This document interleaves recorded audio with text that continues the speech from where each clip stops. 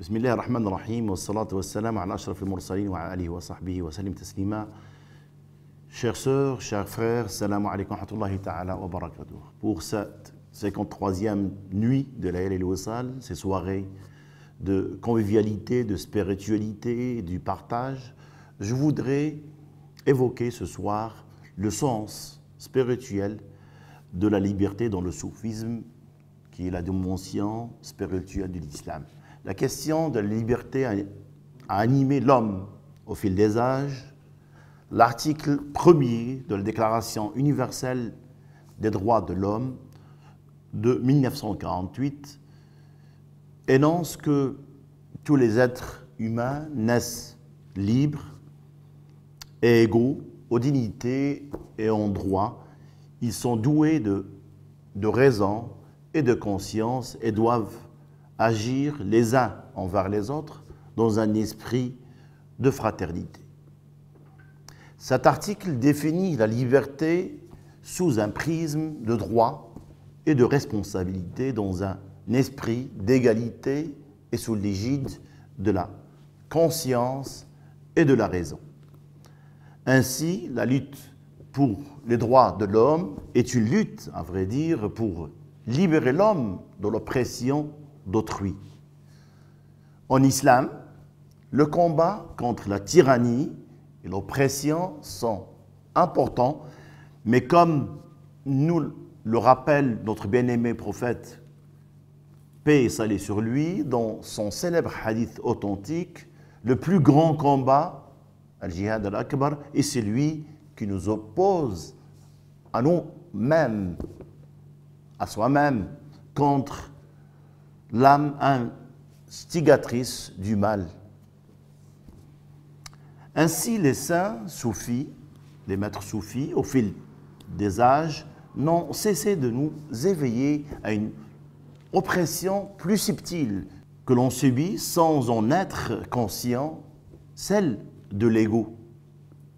Le cheikh Jalal ad-Din al-Rumi, au XIIIe siècle, nous a dit « Ne soyez pas attachés au plaisir passager du monde afin de pouvoir vivre en homme libre et ne pas devenir prisonnier des possessions, du statut, de la nourriture, de la boisson et de tout le reste du monde de consommation. » Notre maître, le cheikh Sidi Hamza, avait dit « Tout homme esclave de quelque chose, sauf les hommes libres intérieurement. Invoquez Dieu pour que vous deveniez libres. » C'est-à-dire que l'invocation libère l'intérieur de les contraintes intérieures, des passions, de l'amour, du pouvoir, etc. Ces sages paroles soufis mettent en valeur différentes manifestations de l'ego. En méditant sur ces paroles, on se rend compte que le cœur de l'homme est un carrefour de pensées de toutes sortes qui vient du monde sensible et matériel. Le souci du matin au soir dans notre vie consiste à se mesurer aux autres, à compter sa fortune, à rivaliser avec celui-ci, à essayer de dépasser celui-là, à tout ramener à sa propre personne. L'éducation spirituelle soufie de l'islam dispose du remède parfait pour libérer l'homme de cette anarchie et faire générer la paix et la quiétude et l'apaisement dans son cœur et vis-à-vis de sa société aussi.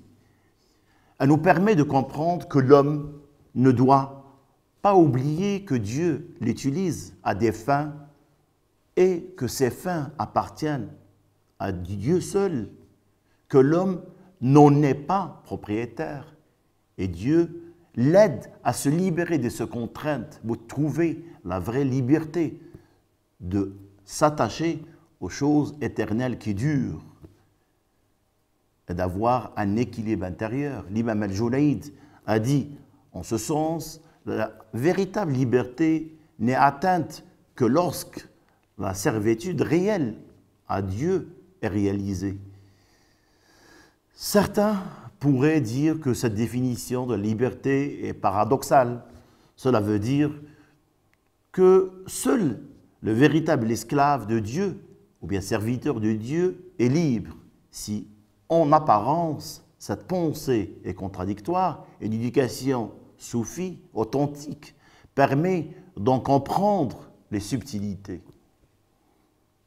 Chères sœurs, chers frères, par les différentes pratiques, les lectures du Coran, des prières sur le prophète, l'invocation individuelle et collective, la rencontre du maître éducateur vivant.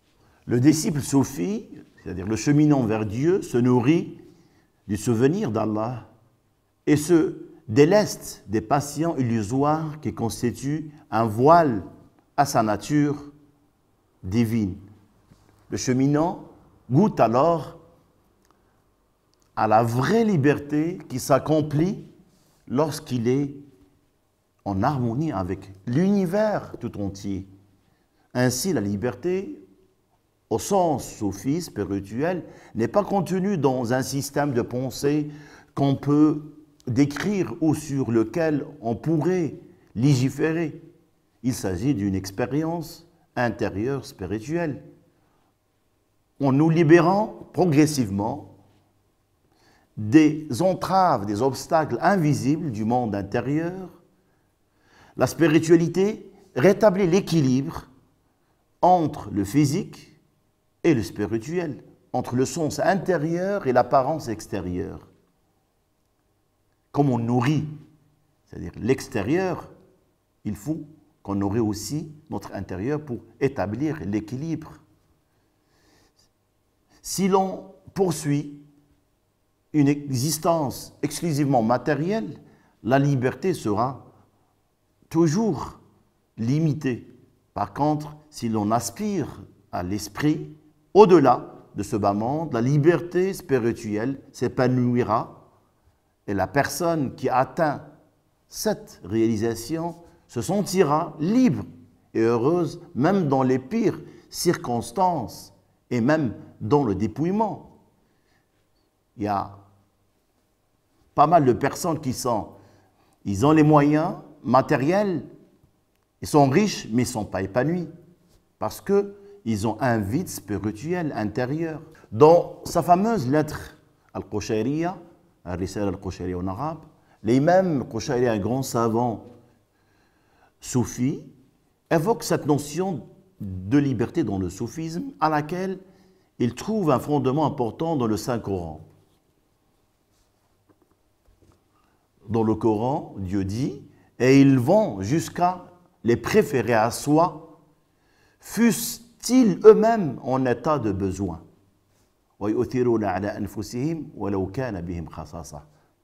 Les hommes libres sont ceux qui se mettent au service d'autrui, qui arrachent à leurs âmes ce qu'ils chérissent et qui s'en déchargent et le donnent à autrui. Pour le soufi, le cheminant vers Dieu, qui cherche cet équilibre intérieur, l'homme libre est celui qui n'est pas possédé par les choses, même quand elles sont sous son contrôle, qui est conscient que les choses créées sont éphémères et qu'elles ont été placées par Dieu sous sa responsabilité pour faire le bien. Car, comme dans le Coran, Dieu dit « Toute chose périt à l'exception de sa face. Kullu shay'in halik illa wajhuh » Les maîtres soufis sont les enseignants de cette liberté. Les maîtres soufis vivants sont les enseignants de cette liberté. En effet, le suivi des prescriptions du maître vivant n'est pas une prison, ni une soumission aveugle à la personne. Ou bien c'est quelqu'un qui va t'enlever ta volonté. te détacher de la volonté de la personne. Dans le soufisme, le compagnonnage du maître est une éducation spirituelle qui libère le disciple des contraintes de l'ego, des chaînes de l'ego. Comme le dit le Coran, nulle contrainte en religion, la ikraha fi din. Donc, à l'opposition, il y a des personnes avec le préjugé qui disent que la compagnie d'un maître, que ça fait enlever aux aspirants sa volonté, sa propre volonté, ce qui est fou.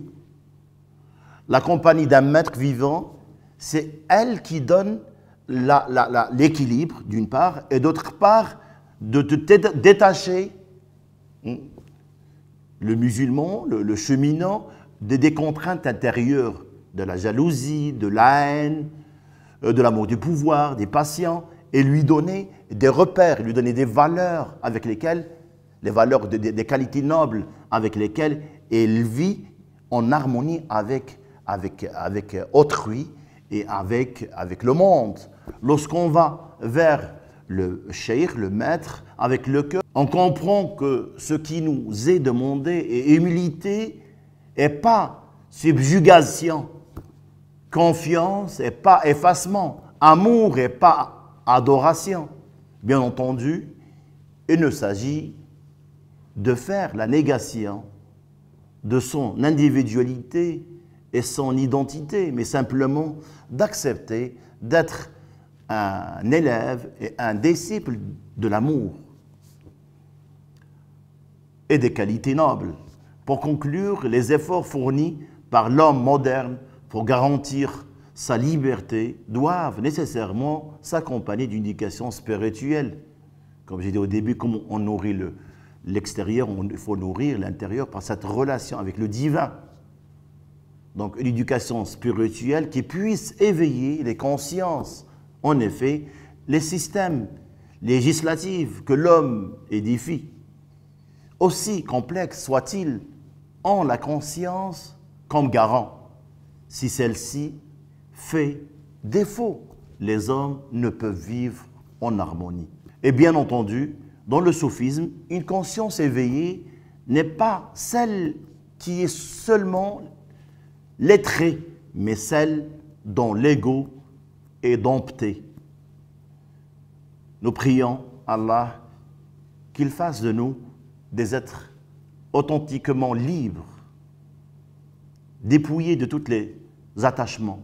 Nous demandons à Allah qu'il purifie nos cœurs, notre attention, et qu'il élève nos aspirations par désir et amour pour lui. Nos prières accompagnent Sa Majesté le Roi, que Dieu l'assiste dans sa noble mission, ainsi que pour tous ses louables efforts envers les causes nobles.